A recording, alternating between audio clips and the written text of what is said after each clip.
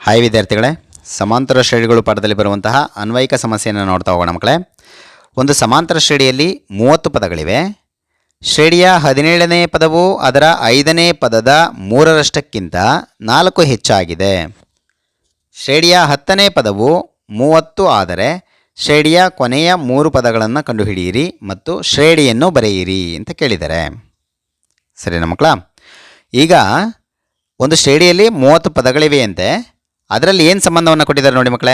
ಶ್ರೇಣಿಯ 17ನೇ ಪದವು 5ನೇ ಪದದ 3ರಷ್ಟಕ್ಕಿಂತ 4 ಹೆಚ್ಚು ಅನ್ನೋದನ್ನು ಇಲ್ಲಿ ಬರ್ಕೊಂಡಿದ್ದೀನಿ.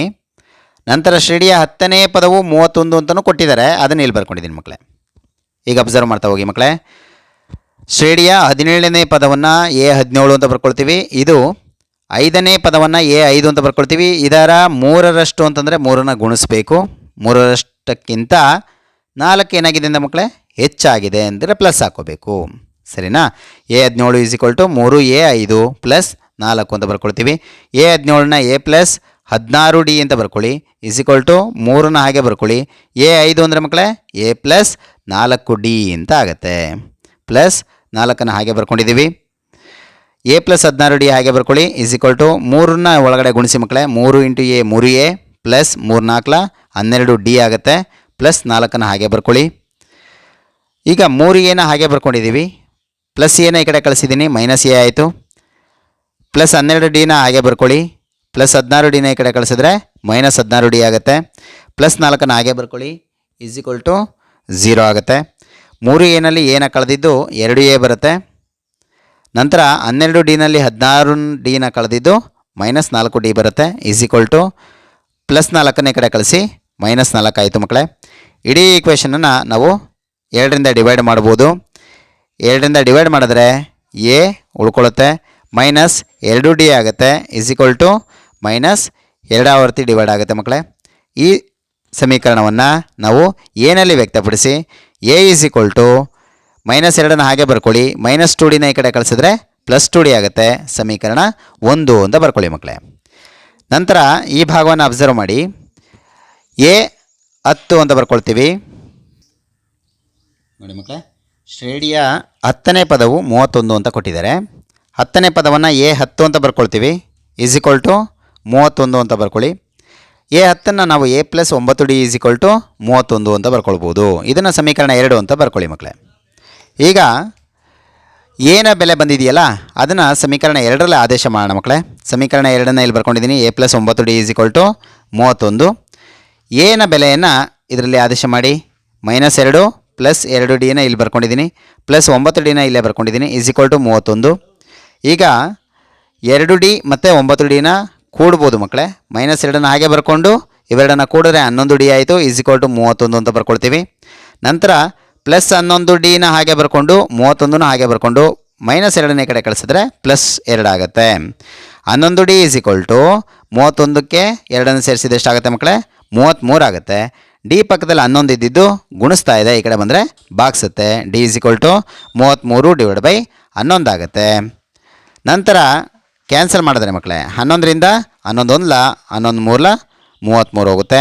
D = 3 ಅಂತ ಉತ್ತರ ಬರುತ್ತೆ ಮಕ್ಕಳೇ. ಈಗ D = 3ನ್ನು ಸಮೀಕರಣ 1ರಲ್ಲಿ ಆದೇಶ ಮಾಡಿ ಮಕ್ಕಳೇ, ಏಕೆಂದರೆ ಏನ ವ್ಯಾಲ್ಯೂ ಬೇಕಲ್ವಾ.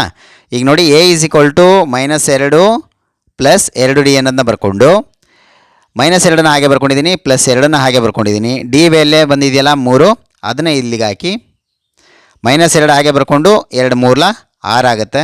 ಪ್ಲಸ್ಸು ಮೈನಸ್ ಇರೋದ್ರಿಂದ ಕಳೀರಿ, 6ರಲ್ಲಿ 2 ಕಳೆದ್ರೆ 4 ಬರುತ್ತೆ ಮಕ್ಕಳೇ. ಸೊ ನಿಮಗೆ ಎಲ್ಲ ವ್ಯಾಲ್ಯೂ ಸಿಕ್ದಂಗೆ ಆಯಿತು. ಎನ ವ್ಯಾಲ್ಯೂ 4, ಡಿನ ವ್ಯಾಲ್ಯೂ 3 ಬಂದಿದೆ. ಈಗ ಸಮಾಂತರ ಶ್ರೇಣಿಯನ್ನು ಬರಿಬಹುದಲ್ವ ಮಕ್ಕಳೇ.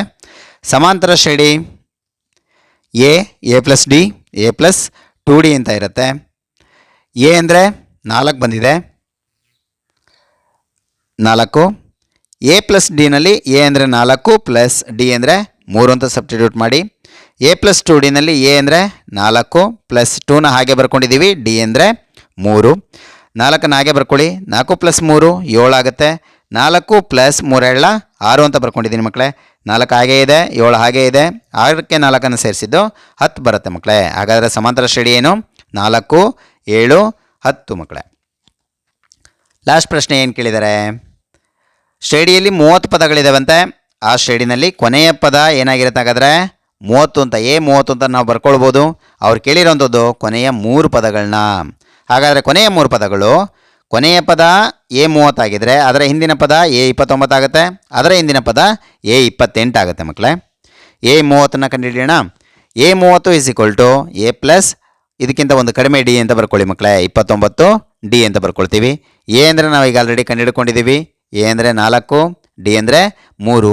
ಬೆಲೆಗಳನ್ನ ಸಬ್ಸ್ಟಿಟ್ಯೂಟ್ ಮಾಡಿ. ಎ ಅಂದರೆ 4 ಪ್ಲಸ್ 29ನ ಹಾಗೆ ಬರ್ಕೊಳ್ಳಿ. ಡಿ ಅಂದರೆ 3. 29ಕ್ಕೆ 3ನ ಗುಣಿಸಿದ್ದು 87 ಬರುತ್ತೆ. 87ಕ್ಕೆ 4ನ್ನು ಸೇರಿಸಿದ್ದು 91 ಬರುತ್ತೆ ಮಕ್ಕಳೇ. ಅದೇ ರೀತಿ A29 ಇದನ್ನು ಎ ಪ್ಲಸ್ 28 ಡಿ ಅಂತ ಬರ್ಕೋಬೋದು.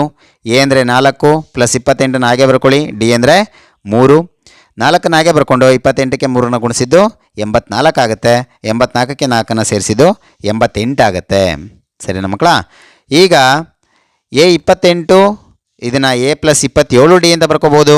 ಎ ಅಂದರೆ 4 ಪ್ಲಸ್ 27ನ ಹಾಗೆ ಬರ್ಕೊಳ್ಳಿ. ಡಿ ಅಂದರೆ 3. ಅವೆರಡನ್ನ ಗುಣಿಸಿ ಮಕ್ಕಳೇ. 4ನ್ನು ಹಾಗೆ ಬರ್ಕೊಂಡು 27ಕ್ಕೆ 3ನ ಗುಣಿಸಿದ್ದು 81 ಆಗುತ್ತೆ. 81ಕ್ಕೆ 4ನ್ನು ಸೇರಿಸಿದ್ದು 85 ಆಗುತ್ತೆ. ಕೊನೆಯ 3 ಪದಗಳು ಯಾವ್ಯಾವುದಾಯಿತು ಮಕ್ಕಳೇ? 85, 88, 91 ಆಗಿರುತ್ತೆ.